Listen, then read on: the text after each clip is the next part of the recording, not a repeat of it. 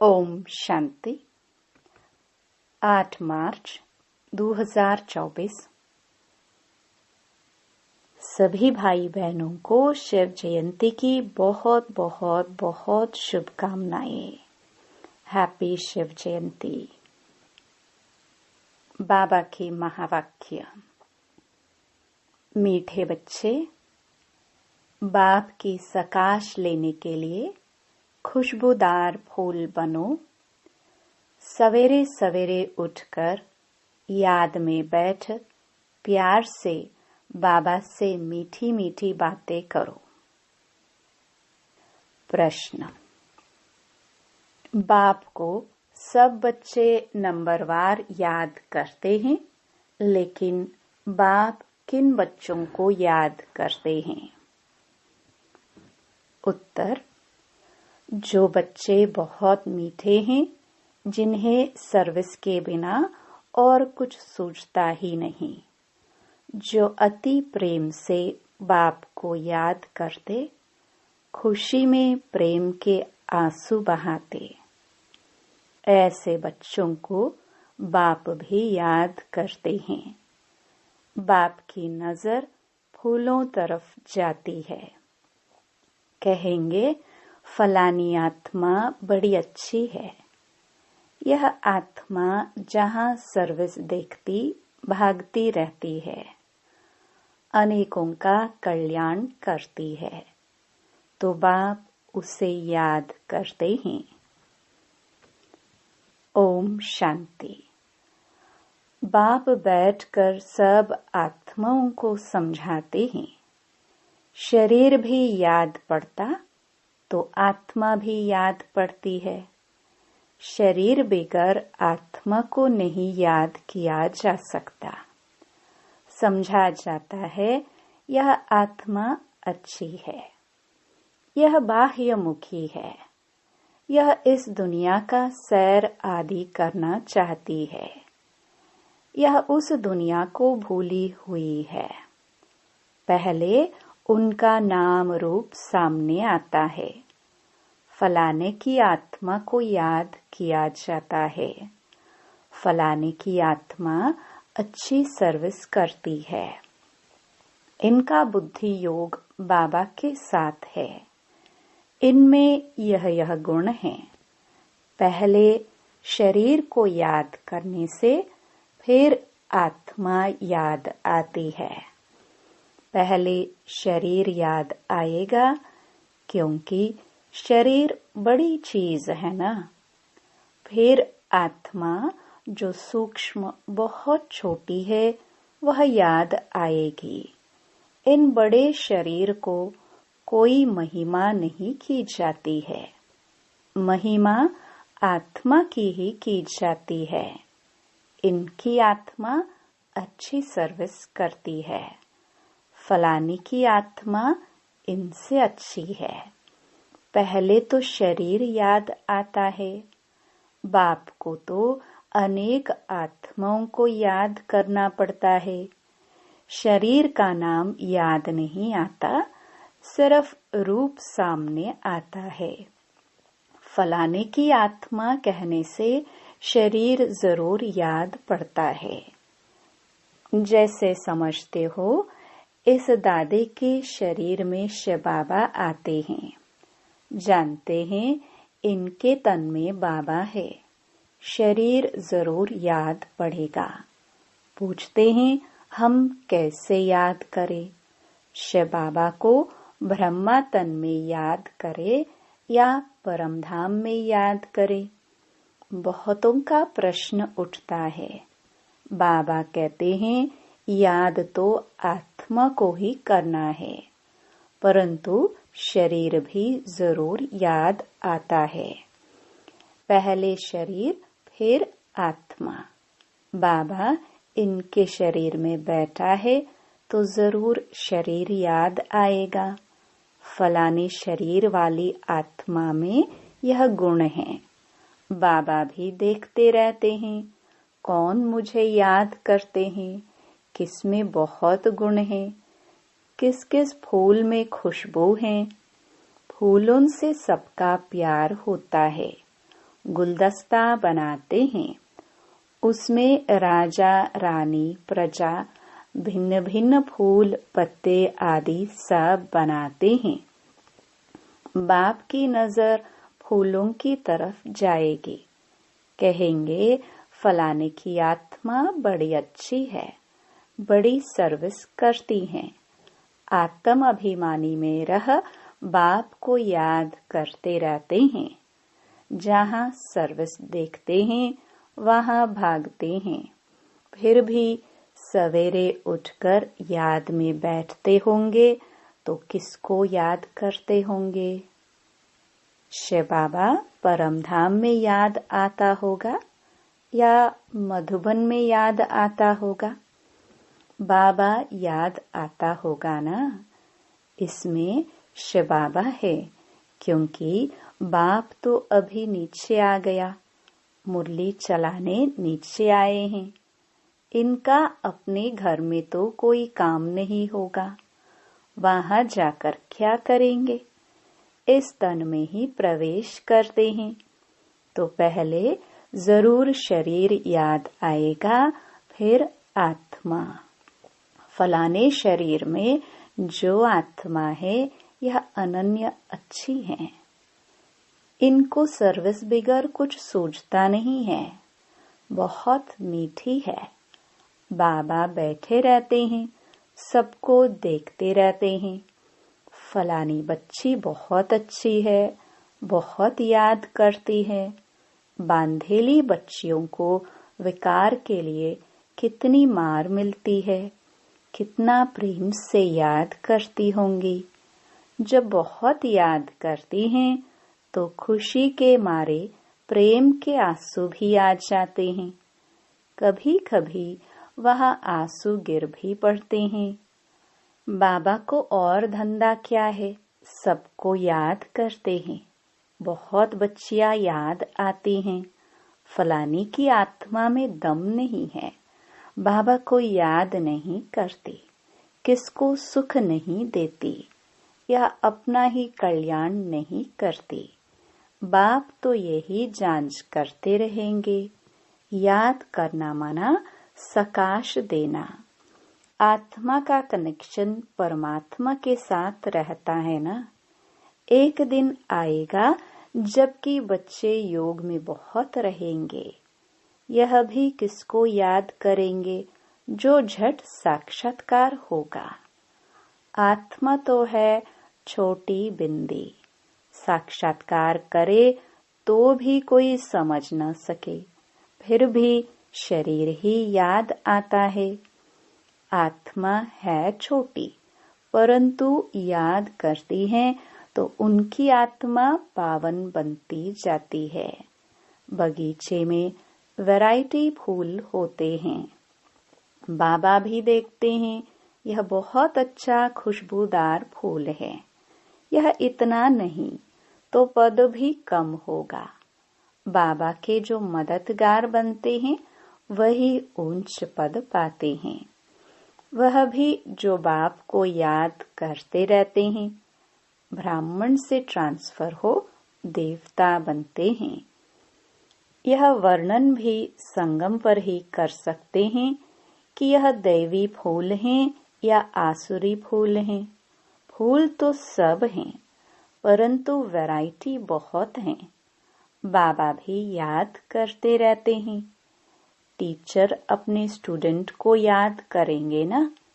यह कम पढ़ते हैं, दिल में तो समझेंगे ना। यह बाप भी है, टीचर भी है। बाप तो है ही, टीचर बने का जास्ती चलता है। टीचर को तो रोज पढ़ाना है। इस पढ़ाई की ताकत से वह पद पाते हैं। सुबह को तुम सब भाई बाप के याद में बैठते हो। वह सब्जेक्ट है याद की। फिर मुरली चलती है, वह है पढ़ाई की सब्जेक्ट। मुख्य है ही योग और पढ़ाई। उनको ज्ञान और विज्ञान भी कहा जाता है। यह ज्ञान विज्ञान भवन है जहाँ बाप आकर सिखलाते हैं।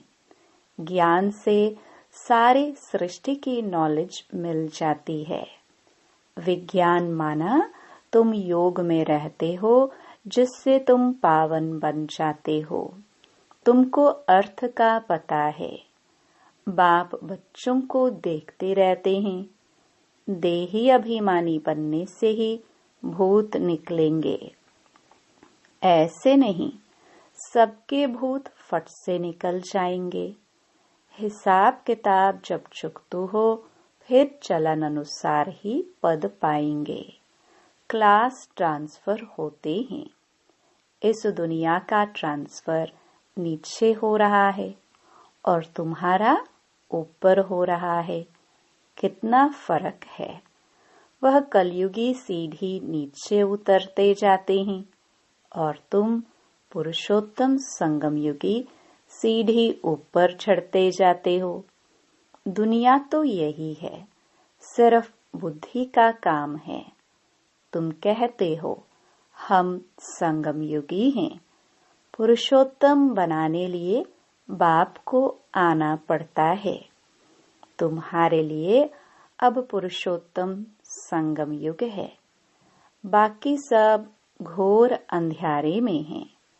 भक्ति को वह बहुत अच्छा समझते हैं, क्योंकि ज्ञान का उन्हों को मालूम ही नहीं है। तुमको अभी ज्ञान मिला है, तब तुम समझते हो। ज्ञान की एक चुटकी से आधा कल्प के लिए हम चढ़ जाते हैं, फिर वहां ज्ञान की बात भी नहीं होगी। यह सब बातें महारथी बच्चे ही सुनकर धारण कर और सुनाते रहेंगे। बाकी तो यहाँ से निकले और खलास। कर्म अकर्म विकर्म का राज भी भगवान ही समझाते हैं। यह है कल्प का संगम युग। जबकि पुरानी दुनिया खत्म हो, नई दुनिया स्थापन होनी है। विनाश सामने खड़ा है। तुम संगम युग पर खड़े हो और मनुष्यों के लिए कलयुग चल रहा है। कितना घोर अंधियारा है। गिरते ही रहते हैं। कोई तो गिराने के निमित्त भी होगा। वह है रावण। इस सभा में वास्तव में कोई पतित बैठ नहीं सकता। पतित वायुमंडल को खराब करेंगे। अगर कोई छिपकर आकर बैठते हैं तो उनको चोट भी लगती है, एकदम गिर पड़ेंगे। ईश्वरीय सभा में कोई दैत्य आकर बैठते हैं तो झट पता पड़ेगा। पत्थर बुद्धि तो है ही, बाकी भी पत्थर बुद्धि हो जाएगा। 100 गुना दंड पड़ जाएगा। अपने को नुकसान पहुंचाएंगे। कहते हैं हम देखेंगे, इनको पता पड़ता है। हमको क्या पड़ी, जो करेगा सो पाएगा। हमको जानने की जरूरत नहीं। बाप से सदैव सच्चा रहना है। कहते हैं सच तो बिठो नच। सच्चे रहेंगे तो अपनी राजधानी में भी डांस करेंगे। बाप है ही ट्रुथ, सत्य। तो बच्चों को भी ट्रुथ बनना चाहिए। बाबा पूछते हैं शिव बाबा कहाँ है? कहते हैं इसमें है। परम धाम छोड़कर दूर देश के रहने वाले आए देश पर आए। उनको तो अब बहुत सर्विस करनी है। बाप कहते हैं मुझे रात दिन यहाँ सर्विस करनी पड़ती है। संदेशियों को, भक्तों को साक्षात्कार कराना पड़ता है तो यहाँ ही, वहाँ तो कोई सर्विस नहीं। सर्विस बगैर बाबा को सुख न आए। सारी दुनिया की सर्विस करनी है। सब पुकारते हैं बाबा आओ। कहते हैं मैं इस रथ में आता हूँ। उन्होंने फिर घोड़े गाड़ी बना दी है। अब घोड़े गाड़ी में श्री कृष्ण कैसे बैठेंगे? ऐसे भी नहीं कोई शौक होता है घोड़े गाड़ी पर बैठने का। देही अभिमानी और देह अभिमानी बनने की बातें संगम पर ही होती हैं और सिवाय बाप के यह बातें और कोई समझा भी नहीं सकते हैं। तुम भी अभी जानते हो, पहले नहीं जानते थे। क्या कोई गुरु ने सिखाया? गुरु तो बहुत किए, कोई ने भी नहीं सिखाया। बहुत लोग गुरु करते हैं, समझते हैं कोई से शांति का रास्ता मिल जाए। बाप कहते हैं शांति का सागर तो एक बाप ही है, वह साथ ले जाते हैं। सुख धाम शांति धाम का किसको पता ही नहीं है। कलयुग में है शूद्र वर्ण, पुरुषोत्तम संगम युग पर है ब्राह्मण वर्ण।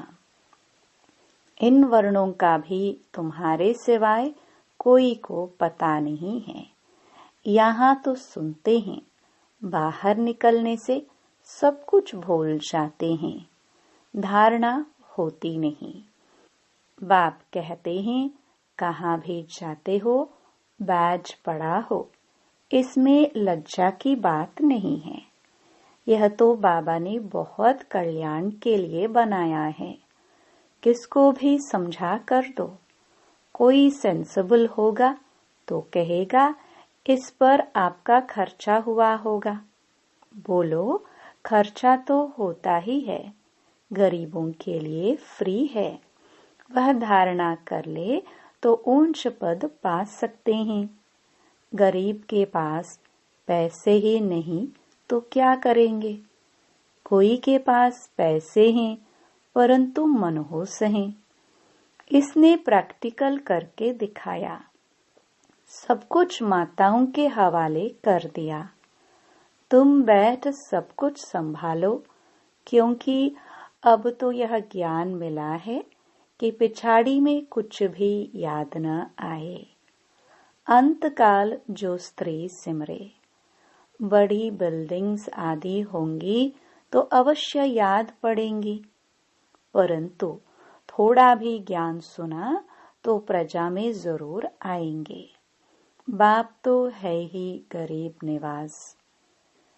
कोई कोई के पास पैसे होते हैं तो भी मनहूस होते हैं। ऐसे नहीं समझते कि पहला वारिस तो शिव बाबा है। भगवान वारिस तो भक्ति मार्ग में भी है। ईश्वर अर्थ देते हैं, क्या वह कंगाल है जो उनको देते हैं? समझते हैं ईश्वर के नाम पर गरीबों को देंगे तो ईश्वर एवज में देंगे। दूसरे जन्म में मिलता तो है। कहते हैं दे दान तो छूटे ग्रहण। बाप को सब कुछ दे दिया, शरीर मित्र संबंधी आदि सब कुछ बाबा को समर्पण कर दिया। यह सब कुछ आपका है। इस समय सारी दुनिया पर ग्रहण लगा हुआ है। वह कैसे एक सेकंड में छूटता है? काले से गोरे कैसे बनते हैं? यह अब तुम ही जानते हो, फिर औरों को समझाते हो। जो कहते हैं हम अंदर में समझते हैं, परंतु किसको समझा नहीं सकते हैं, वह भी कोई काम के नहीं। बाप कहते हैं दे दान तो छूटे ग्रहण। हम तुमको अविनाशी रत्न देते हैं, वह सबको देते जाओ तो भारत पर व सारी दुनिया पर जो राहु का ग्रहण बैठा हुआ है वह उतर जाए और बृहस्पति की दशा हो जाए। सबसे अच्छी होती है बृहस्पति की दशा। अब तुम जानते हो भारत कास और आम दुनिया पर राहु का ग्रहण लगा हुआ है, वह कैसे छूटे? यह तो बात है ना। बाप तुम्हारे से पुराना लेकर नया देते हैं। इसको कहा जाता है बृहस्पति की दशा। मुक्ति धाम में जाने वालों के लिए बृहस्पति की दशा नहीं कहेंगे। अच्छा, मीठे मीठे सिखिलदे बच्चों प्रति माता पिता बाप दादा का याद प्यार और गुड मॉर्निंग। रूहानी बाप की रूहानी बच्चों को नमस्ते। धारणा के लिए मुख्य सार। पहला, सदा खुशी में डांस करने के लिए सच्चे बाप से सदा सच्चा रहना है। कुछ भी छिपाना नहीं है। दूसरा, बाप जो अविनाशी रतन देते हैं वह सबको बांटने हैं। साथ साथ शिव बाबा को अपना वारिस बनाकर सब कुछ सफल करना है। इसमें मनहूस नहीं बनना है। वरदान, बिंदु और बूंद के महत्व को समझ अपनी श्रेष्ठ स्थिति बनाने वाले सिद्धि स्वरूप भव। शिव परमात्मा की पूजा में एक बिंदु की विशेषता है, दूसरी बूंद बूंद की विशेषता है। दोनों का अपना महत्व है।